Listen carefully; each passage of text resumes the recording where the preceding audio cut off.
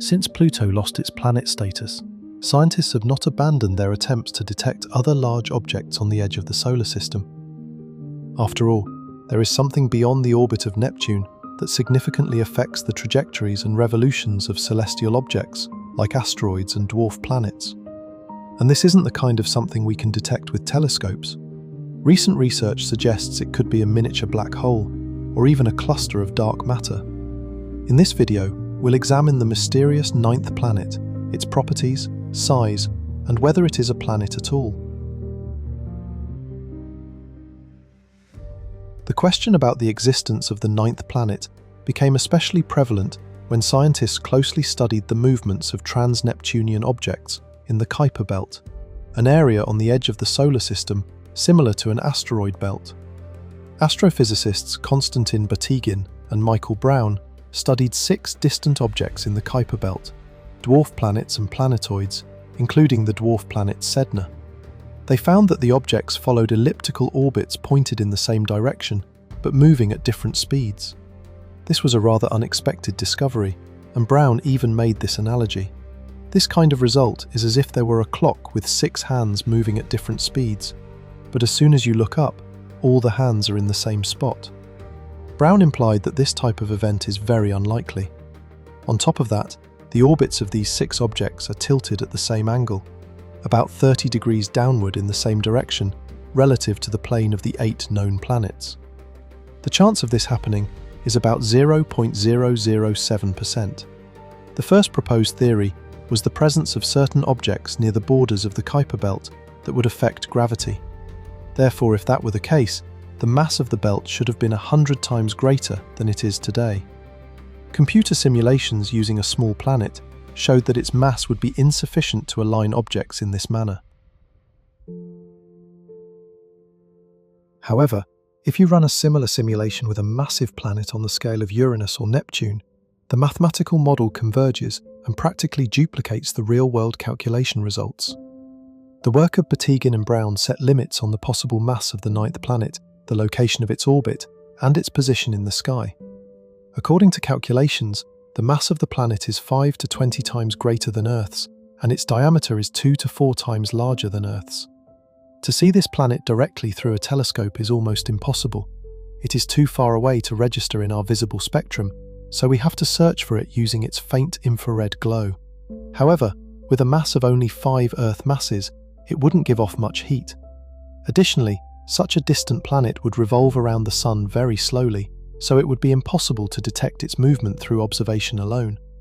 It's only possible by comparing images taken at different times, and this may take dozens of years. Unfortunately for astrophysicists, it's most likely that the planet is currently at its farthest point from the Sun, in the northern region of the sky.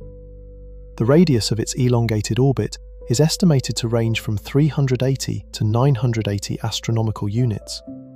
Even all of the data collected so far does not provide a complete picture of the potential location of the mysterious planet. The search area is approximately 600 to 800 square degrees in the night sky. For reference, the full moon occupies only 0.2 square degrees in the sky. In an attempt to narrow down the planet's orbit, researchers compared simulation results with real Kuiper Belt objects. A 4-billion-year-old model of the solar system was built. Scientists wanted to understand how the gravitational pull of the largest planets and the hypothetical ninth planet could affect the orbits of thousands of objects in the Kuiper Belt. Although Batygin and Brown presented strong evidence for an unseen object influencing the positions of other celestial bodies, more recent research has cast doubt on the existence of a massive ninth planet.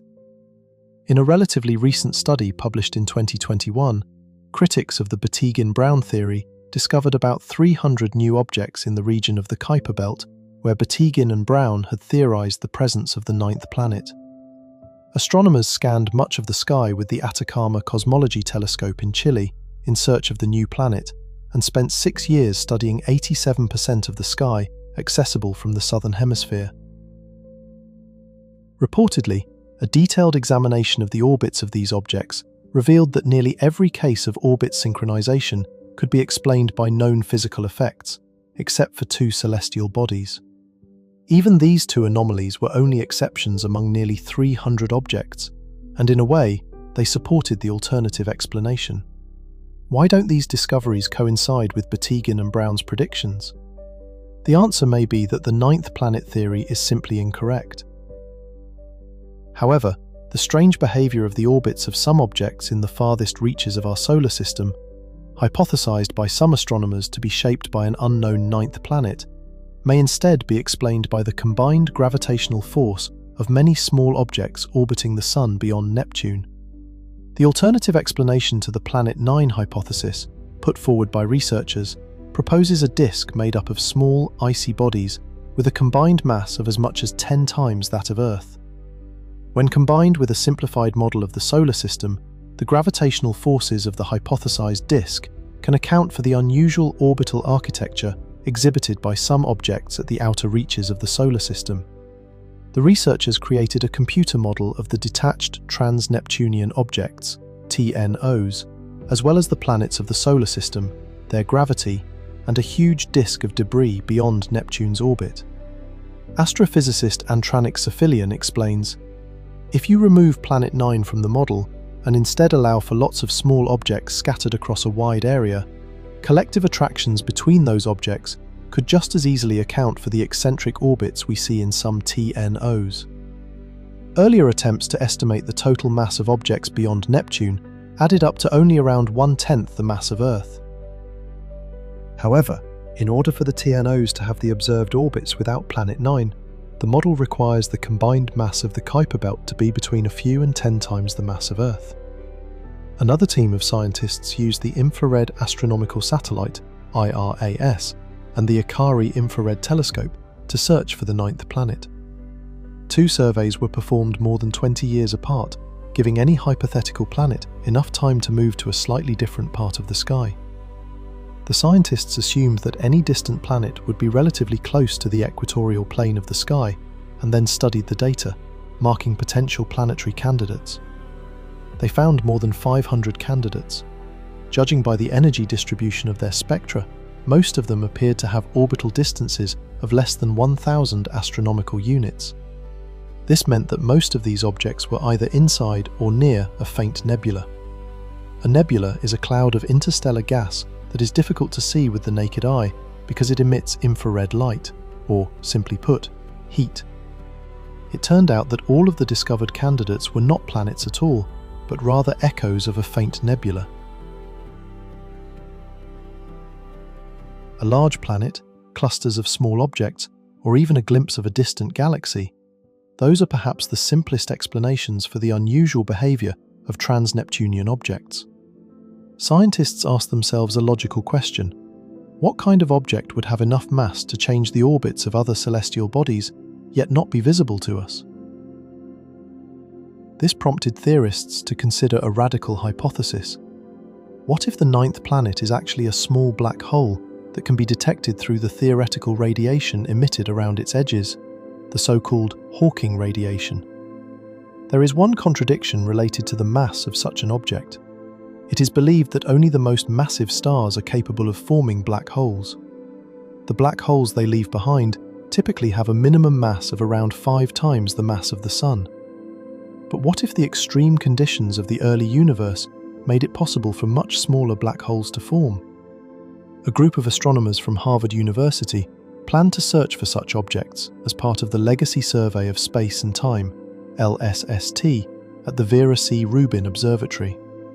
Astrophysicist Avi Loeb developed a method to search for flares that occur when a black hole collides with small objects in the Kuiper Belt and the Oort cloud, a region that could potentially contain several trillion bodies surrounding our solar system. The researchers suggest that objects within the Oort cloud, such as comets, can occasionally interact with a lurking black hole, creating a visible flash of light that could be detected by the Rubin Observatory. Thus, if scientists were to confirm that a small black hole the size of a grapefruit, with a mass of 5 to 10 Earth masses, orbits the Sun, it could provide an answer to one of the greatest mysteries of modern cosmology, the formation of black holes. However, there is another theory, perhaps the most exotic of them all, yet just as deserving of consideration. What if, out there at the edge of the solar system, there is an object made of dark matter? We see evidence of dark matter all around us, Stars revolve too quickly around the centers of their galaxies. Galaxies move too fast within their clusters. A new hypothesis suggests that dark matter may concentrate into objects roughly the size of Neptune, the so-called dark matter planets. Although these planets would remain invisible to us, they could accumulate an atmosphere of helium and hydrogen. As the atmosphere grows denser, it could eventually reach temperatures high enough to trigger nuclear fusion, making these objects detectable. Dark matter forming into planets may explain why no object with a mass approximately equal to Neptune's has been discovered in the previously mentioned searches. Scientists believe that if dark matter planets exist, they likely formed when the universe was very young and have remained largely unchanged for billions of years. In the early universe, temperatures were too high for ordinary matter to form larger objects. Dark matter, however, does not interact with ordinary matter or light, and therefore could have freely assembled into these hypothetical planets.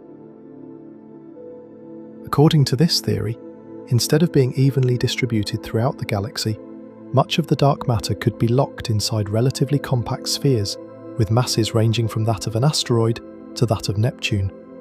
These hypothetical dark matter planets may have first accumulated a layer of helium, since helium was the first element to separate from the plasma of the early universe.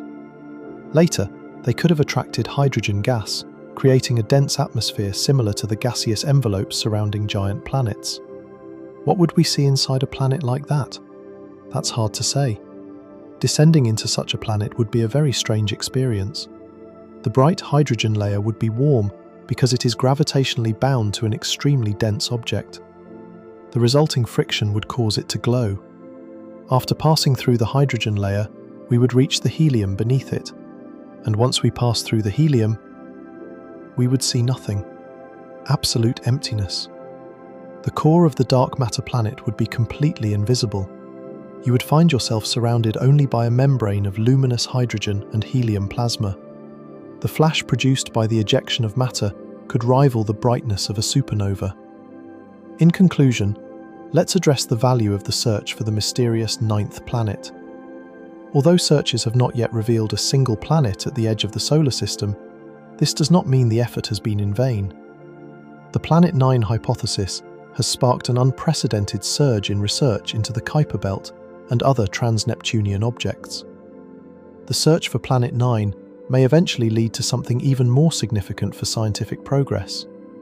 For example, Batygin argues that the discovery of the ninth planet, as strange as it may seem to us, would actually make our solar system more similar to other planetary systems.